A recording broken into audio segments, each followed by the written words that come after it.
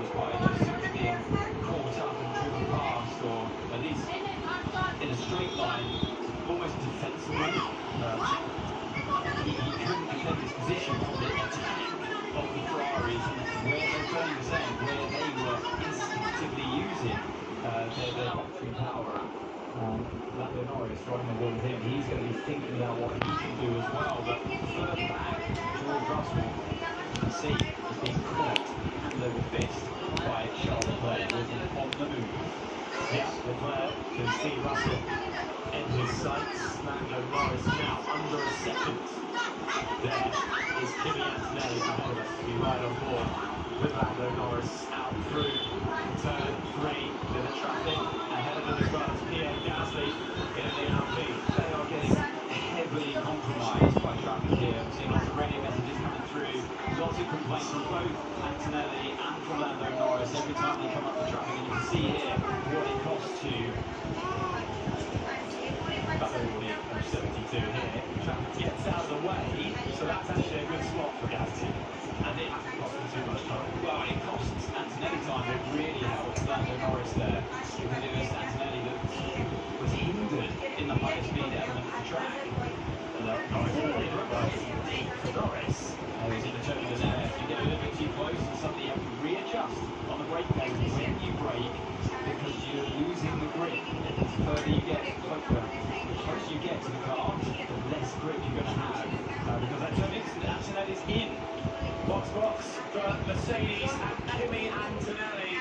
That needs Lando Norris to take the lead in the Dutch Grand Prix. Mercedes did a quick stop here. It was slow for the first stop. It's better this time around for the Silver Arrows. 2.8 seconds, and they're double stacking as George Russell comes in as well. Seeing that fast charging Ferrari of Charles Leclerc. Mercedes and Russell responding with a 2.4 second stop and getting out of the race for some fresh rubber to see if they can fight back and maybe some cleaner air. Antonelli comes out though, and he's come out behind Gabby Bortoletto, lap traffic. Antonelli coming out of fourth. These are really critical laps here. What does Bortoletto do? He lets him pass.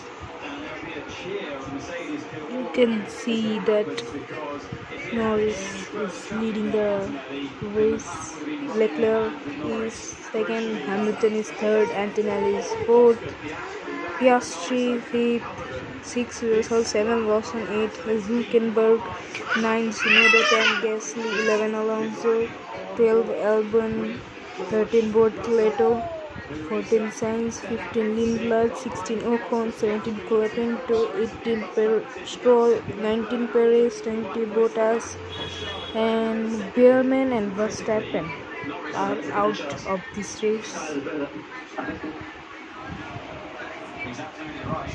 I think Ferrari, if they're playing a team game, they need to swap the cars around.